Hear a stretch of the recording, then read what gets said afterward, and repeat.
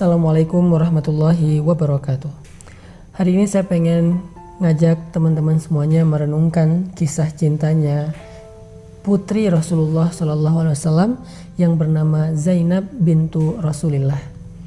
Kalau cerita dari Sayyidah Fatimah kita sering mendengar, Sayyidah Aisyah kita sering mendengar.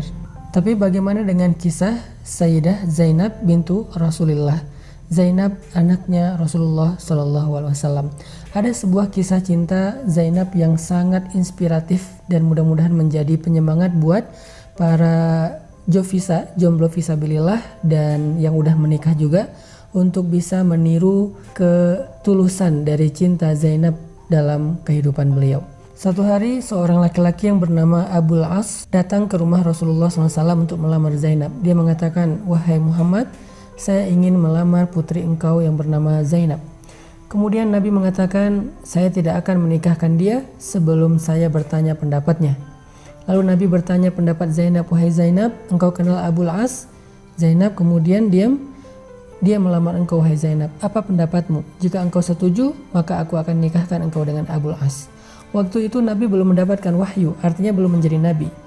Zainab setuju dengan lamaran Abul As, maka menikahlah Zainab dengan Abul As. Selang beberapa lama kemudian Rasulullah SAW mendapatkan wahyu dan dilantik oleh Allah sebagai Nabi. Dan sejak Nabi berdakwah tentang Islam kepada keluarganya, Zainab termasuk di antara yang pertama-tama masuk Islam dari kalangan keluarga Nabi. Ada Khadijah, ada Zainab, ada Ali bin Abi Thalib dan seterusnya. Setelah Zainab masuk Islam, Zainab pulang ke rumahnya mengatakan kepada suaminya, "Wahai Abul As, apa pendapatmu tentang ayah saya?" Kata Abul As, "Ayahmu adalah orang yang paling jujur, orang yang sangat terpercaya." Lalu Zainab mengatakan, "Wahai Abul As, sesungguhnya ayah saya adalah Nabi.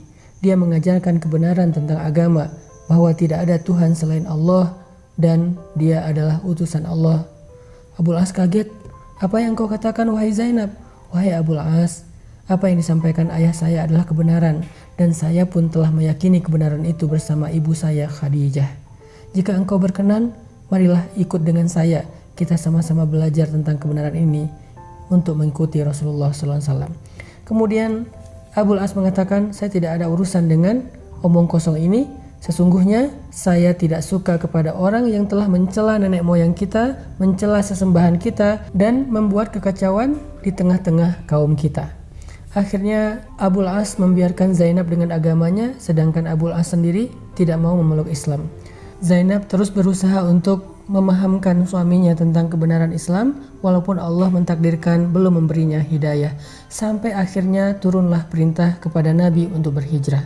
Ketika kaum muslimin satu persatu berangkat berhijrah ke kota Madinah, dan yang terakhir Rasulullah SAW juga dapat perintah untuk berhijrah bersama Abu Bakar, Zainab bertanya kepada Rasulullah, "Ya Rasulullah, apakah saya perlu berhijrah ke kota Madinah sedangkan suami saya masih dalam keadaan belum beriman?" Nabi mengatakan, "Wahai Zainab, tunggulah, tetaplah kamu bersama dengan suamimu di kota Mekah." Akhirnya Zainab dengan berat hati harus menetap di kota Mekah bersama dengan suaminya, dan dia terpisah dengan ayahnya tercinta Rasulullah SAW. Selang setahun kemudian terjadilah perang Badar.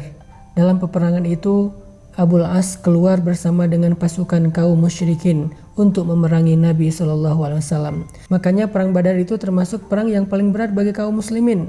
Di antara mereka memiliki saudara yang berdiri di barisan musuh, berdiri di barisan kaum musyrikin. Ada ayah yang harus berperang dengan anaknya, ada paman yang harus berperang dengan ponakannya, ada mertua seperti Rasulullah SAW yang diperangi oleh menantunya sendiri. Sehingga perang Badar menjadi ujian yang paling berat bagi kaum muslimin. Setelah terjadi perang, dan kita tahu perang Badar Allah memberikan kemenangan yang besar bagi kaum muslimin, ternyata Abul As termasuk di antara orang-orang yang ditawan di antara tawanan-tawanan di kota Madinah. Kemudian sampailah berita ke kota Mekah tentang penawanan Abul As kepada Zainab bintu Rasulillah. Zainab menjadi sangat bersedih di kota Mekah. Di satu sisi dia merasa bahwa yang ikut berperang ini adalah suaminya, tetapi di sisi yang lain yang diperangi adalah ayahnya. Zainab bingung bagaimana cara menebus Abul As, sedangkan Zainab tidak punya harta, mereka termasuk orang miskin. Sampai kemudian Zainab mencari sesuatu untuk bisa menebus suaminya kepada Rasulullah. maka dia mengirimkan sesuatu yang sangat berharga kepada Rasulullah di kota Madinah. Ketika Nabi memeriksa di antara tebusan-tebusan yang diberikan orang Quraisy untuk menebus tawanan mereka, Nabi menemukan satu benda yang sangat istimewa di antara tebusan itu. Tahukah kita apa? Kalungnya Khadijah. Ketika Nabi melihat ada kalung Khadijah di antara banyak harta-harta tebusan, Nabi mengambil kalung itu. Wajah Nabi kemudian berseri-seri. Nabi kaget, ini milik siapa? Ini milik siapa? Nabi mengatakan, wahai kaum muslimin, siapakah yang memberikan kalung ini kepada kalian? Orang-orang mengatakan, ya Rasulullah, itu adalah tebusan untuk Abul As dari istrinya. Nabi kemudian menitikkan air mata. Nabi tahu ini adalah kalung Khadijah, tetapi sekarang diberikan oleh Zainab untuk menebus suaminya. Dan harta itu ketika dijadikan sebagai tebusan bukan lagi menjadi milik pribadi Nabi, tetapi milik kaum muslimin. Dan Nabi merasa sangat sedih, kalung dari seorang perempuan yang Nabi tidak pernah bisa melupakannya harus dijadikan sebagai harta milik umum dan tidak lagi menjadi milik pribadi Nabi. Bukan karena dia berharga dan mahal, tetapi dia penuh kenangan. Nabi menangis. Kemudian Nabi berkata kepada para sahabat, wahai sahabat-sahabatku, kalung ini adalah milik istriku Khadijah. Apakah kalian rela seandainya kalung ini dikembalikan kepada Zainab? Atau jika kalian merasa enggan, maka aku akan biarkan kalung ini menjadi harta tebusan. Semua mereka sadar dan mengatakan, ya Rasulullah, kami tidak akan mengambil sesuatu yang berharga di hatimu. Biarkan itu kembali kepada Zainab bersama dengan suaminya Abul As. Akhirnya Nabi tersenyum dan bahagia kalau itu dikembalikan kepada Zainab. Lalu Nabi mengatakan kepada Zainab dalam pesannya melalui Abul As, wahai putriku Zainab, jangan pernah engkau menggadaikan kalung ini untuk siapapun karena ini adalah milik Khadijah. Ini adalah cinta Nabi kepada Khadijah. Kemudian tidak lama setelah itu turunlah perintah dari Allah Subhanahu wa taala untuk menyuruh Zainab bercerai dengan Abul As. Karena tidak boleh perempuan beriman menikah atau tetap menjadi istri bagi seorang laki-laki yang kafir kepada Allah Subhanahu wa taala. Akhirnya Zainab pun untuk terakhir kalinya membujuk Abul As, wahai Abul As, suamiku tercinta, maukah engkau ikut bersamaku ke kota Madinah dan beriman kepada Rasulullah sehingga kita tidak perlu bercerai, kita tetap menjadi keluarga yang utuh? Abul As mengatakan, la, tidak, saya tidak akan mau beriman kepada Muhammad. Akhirnya dengan terpaksa dan sedih hati Zainab berhijrah ke kota Madinah dalam keadaan menjadi jandanya Abul As.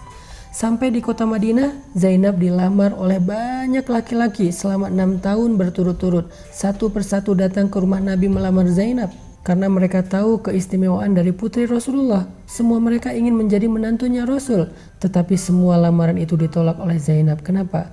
Zainab belum bisa melupakan Abul As. Zainab masih berharap suatu saat Abul As akan datang untuk merujuknya dan masuk Islam.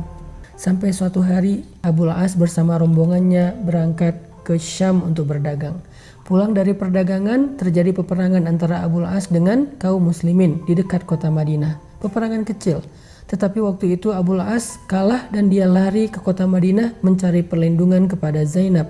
Dia bertanya ke setiap orang, di manakah rumah Zainab? Ketika dia menemukan rumah Zainab, di waktu subuh dia datang mengetuk pintu rumah Zainab.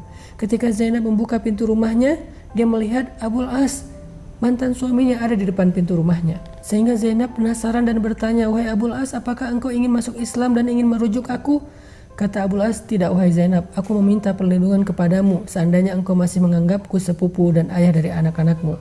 Kemudian Zainab berangkat ke masjid untuk sholat subuh. Lalu selesai sholat subuh, Zainab berdiri dan mengatakan, wahai Rasulullah, wahai kaum muslimin, aku meminta perlindungan untuk Abul As.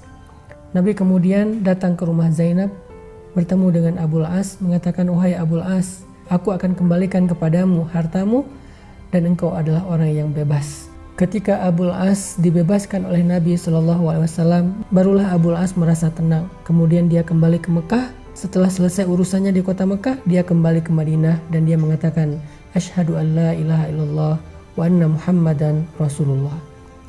Sejak saat itu Abul As kembali kepada Zainab dan selang setahun kemudian Zainab pun meninggal dunia. Saat Zainab meninggal dunia, Abul As menjadi orang yang paling keras menangisnya, seperti seorang anak kecil yang ditinggalkan ibunya, menangis sekencang-kencangnya. Abul As mengatakan, ya Rasulullah, tidak ada gunanya dunia ini tanpa Zainab. Selang setahun kemudian setelah Zainab wafat, Abul As juga wafat dalam keadaan menunggu hari pertemuan dengan Zainab. Merekalah kekasih dunia dan akhirat. Apa pelajarannya dari kisah cinta Zainab dengan Abul As? Cinta sejati itu dibangun di atas keimanan. Cinta sejati dibangun dengan ikatan karena Allah Subhanahu wa Ta'ala.